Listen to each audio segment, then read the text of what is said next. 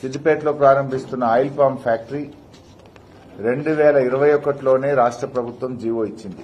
300 కోట్ల రూపాయలతోని ఈ ఫ్యాక్టరీని నాటి బీఆర్ఎస్ ప్రభుత్వం మంజూరు చేసింది, పనులు ప్రారంభించింది. సో ఆయిల్ పామ్ ఫ్యాక్టరీ ఈ ప్రాంతంలో రావడంలో కాళేశ్వరం ప్రాజెక్టు చాలా చాలా కీలకం.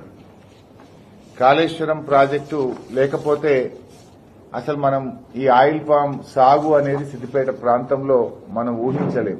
కాళేశ్వరాన్ని కూలేశ్వరం అన్న రేవంత్ రెడ్డి ఆయన చేతుల మీదుగా ఈ ఆయిల్ పామ్ ఫ్యాక్టరీ ప్రారంభం అవడం అనేది శోచనీయం. అట్లీస్ట్ ఇప్పటికన్నా కళ్ళు తెరువు రేవంత్ రెడ్డి. కాళేశ్వరం కూలేశ్వరం కాదు, కాళేశ్వరం తెలంగాణకు వరం. నువ్వు నర్మెటలో ఏ ఆయిల్ పామ్ ఫ్యాక్టరీ ప్రారంభిస్తున్నావో ఆ ఆయిల్ పామ్ ఫ్యాక్టరీకి కూడా 20 కోట్ల లీటర్ల కాళేశ్వరం జలాలే ప్రతి సంవత్సరం ఇవ్వడం జరుగుతుంది. ఆ నర్మెట పక్కనే కెనాల్ పోతా ఉంది. అక్కడ దాకా పోయి నెత్తి మీద నీళ్లు జల్లుకొని నీ పాప పరిహారం చేసుకో. నిన్నటిదాకా కాళేశ్వరం కూలేశ్వరం అన్నావు.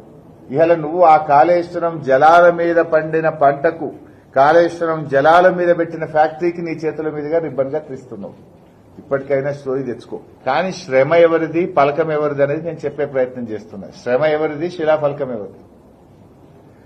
ఇలా ఆయిల్ పామ్ ఫ్యాక్టరీ అయినా, జిల్లా జైలు అయినా, ప్రైమరీ హెల్త్ సెంటర్లు అయినా, ఆయుష్ హాస్పిటల్ అయినా, టీఎస్ఎంఐడిసి సెంట్రల్ డ్రగ్ స్టోర్ అయినా ఇవన్నీ మా ప్రభుత్వ హయాంలో మంజూరు చేసి పూర్తయినాయి. శిలాఫలకం మీద నీ పేరుండొచ్చు, కానీ ప్రజల మనోఫలకల మీద ఇది ఎవరు కట్టిండ్రు ఆయిల్ పామ్ ఫ్యాక్టరీ అంటే హరీష్ రావు గారు, బీఆర్ఎస్ ప్రభుత్వం, కేసీఆర్ గారని ప్రజల మనోఫలకల మీద మా పేరుంది. శిలాఫలకాలతో నాకు వచ్చేది లేదు, పోయేది లేదు.